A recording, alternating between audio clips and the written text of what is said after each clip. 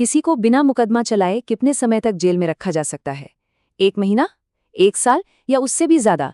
ये सवाल सिर्फ कानून का नहीं बल्कि आज़ादी के उस मूल सिद्धांत का है जिस पर कोई भी लोकतंत्र टिका होता है। तो चलिए आज इसी जटिल सवाल की परतों को खोलते हैं, एक ऐसे मामले के जरिए जिसने भारत की न्याय व्यवस्था पर एक बड़ी बहस छेड़ दी है। जरा सोच कर देखिए, किसी पर कोई आरोप लगे लेकिन उसका ट्रायल यानी मुकदमा सालों तक शुरू ही ना हो, तो ऐसे में कितने साल की कैद को हम बहुत ज्यादा मानेंगे? ये एक ऐसा सवाल है जिसका कोई एक सीधा साधा जवाब है ही नहीं। और पता है, हाल ही में इसी सवाल का एक बहुत ही उलझा हुआ और बंटा हुआ सा जवाब भारत के सुप्रीम कोर्ट से आया। एक ही मामला, 7 आरोपी, लेकिन अदालत का फैसला सबके लिए एक जैसा बिल्कुल नहीं था। तो यहीं से हमारी आज की पड़ताल शुरू होती है। एक ऐसा फैसला जिसने कई लोगों को चौंका दिया और ये सवाल खड़ा कर दिया कि क्या इंसाफ की नज़र में सभी बराबर हैं या फिर कुछ लोग ज्यादा बराबर हैं। तो हुआ ये कि 2020 के दिल्ली दंगों से जुड़ी एक बड़ी साजिश के मामले में सुप्रीम कोर्ट ने 7 में से 5 लोगों को तो जमानत दे दी, लेकिन 2 जाने पहचाने नाम उमर खालिद और शर्जील इमाम, इनकी जमानत अर्जी को खारिज कर दिया गया।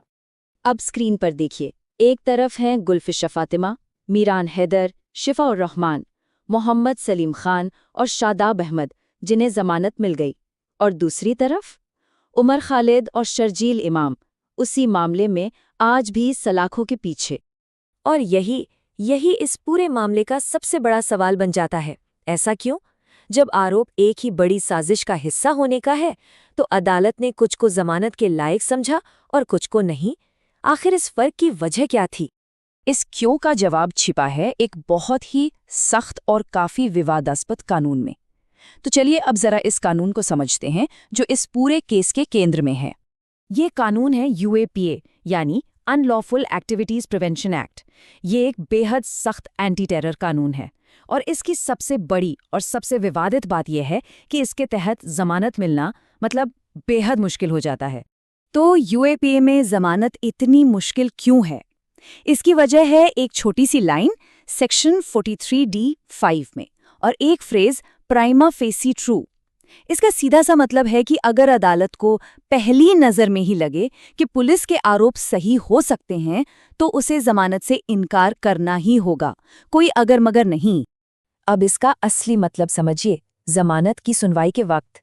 इसका मतलब है कि कोर्ट को पुलिस की चार्जशीट में लिखी हर बात को सच मानकर चलना पड़ता है। आरोपी इस स्टेज पर अपने बचाव में कोई सबूत भी नहीं दिखा सकता। सोचिए, जमानत पाने के लिए ये कितनी ऊंची दीवार खड़ी कर देता है। अब दिलचस्प बात यह है कि इस सख्त कानून को लेकर खुद अदालतें भी सालों से एक तरह की खींचतान में रही हैं। एक तरफ है कानून की सख्ती और दूसरी तरफ है किसी व्यक्ति की आज़ादी। संतुलन बनाना आसान नहीं है। इस टाइमलाइन को देखिए जरा।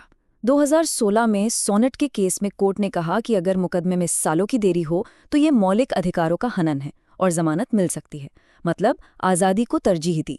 लेकिन फिर आया 2019 का वताली केस। इसमें पासा पूरी तरह पलट गया। कोर्ट ने यूएपीए की बहुत सख्त व्याख्या की और जमानत को लगभग नामुमकिन बना दिया। फिर 2021 में नजीब केस में कोर्ट ने एक बीच का रास्ता निकाला। कहा कि हाँ, अगर कोई बहुत लंबे समय से जेल में है तो ये अपने आप में जमानत का एक आधार बन सकता। तो इस पूरी कानूनी पहेली के बीच सुप्रीम कोर्ट ने उमर खालिद और शर्जील इमाम के केस में बाकियों से अलग फैसला कैसे और क्यों दिया? कोर्ट ने इन अलग अलग नज़ीरों को कैसे देखा? कोर्ट के फैसले का सार इस एक लाइन में छिपा है। अदालत ने कहा, उमर खालिद और शर्जील इमाम अन्य अभियुक्तों की तुलना में गुणात्मक रूप से एक अलग स्तर पर खड़े हैं। Qualitatively different footing. ये सिर्फ कुछ शब्द नहीं है, ये इस पूरे फैसले की नींव है। और कोर्ट ने यह भी साफ किया कि इस अलग स्तर का मतलब क्या है।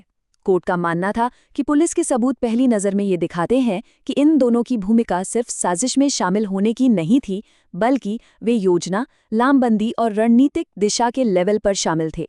आसान भाषा में कहें तो कोर्ट ने उन्हें सिर्फ मोहरा नहीं बल्कि साजिश के मुख्य खिलाड़ियों में से एक माना। इसीलिए उनकी भूमिका को आवश्यक और प्रारंभिक कहा गया। तो ये तो हुई कानून की बात, लेकिन इस सब का एक मानवीय पहलू भी है। जिन लोगों को जमानत नहीं मिली, उनके लिए अब आगे की राह क्या है? सिर्फ एक आंकड़ा देखिए, 4 साल से ज्यादा उमर खालिद 4 साल से भी ज्यादा समय से जेल में है और मुकदमा अभी तक शुरू भी नहीं हुआ है। ये नंबर अपने आप में बहुत कुछ कहता है। कहते हैं कि फैसले के बाद उमर खालिद का जो रिएक्शन था वो बहुत कुछ बयां करता है। उन्होंने कहा, मैं दूसरों के लिए सच में बहुत खुश हूं जिन्हें जमानत मिल गई, बहुत राहत मिली। और फिर उन्होंने जोड़ा, अब यही जिंदगी है। एक पल में ये लाइन इस पूरी कानूनी लड़ाई के पीछे के इंसानी दर्द को सामने रख देती है। तो आगे क्या? क्या दरवाजे पूरी तरह बंद हो गए हैं? नहीं, अदालत ने एक रास्ता खोला छोड़ा है। उमर खालिद और शर्जील इमाम 1 साल के बाद या फिर जब मामले के मुख्य गवाहों से पूछताछ पूरी हो जाएगी, तब जमानत के लिए दोबारा अर्जी दे सकते हैं। और आखिर में ये पूरा मामला हमें एक बहुत बड़े सवाल पर लाकर खड़ा कर देता है। देखिए, राष्ट्रीय सुरक्षा जरूरी है, इसमें कोई दो राय नहीं, लेकिन एक व्यक्ति की आज़ादी भी उतनी ही कीमती है। तो सवाल ये है कि एक लोकतंत्र आज के आधुनिक खतरों का सामना करते हुए सुरक्षा और स्वतंत्रता के बीच वो बारीक सी लाइन आखिर खींचे तो कहाँ खींचे? ये एक ऐसा सवाल है जिस पर हम सबको सोचने की जरूरत है।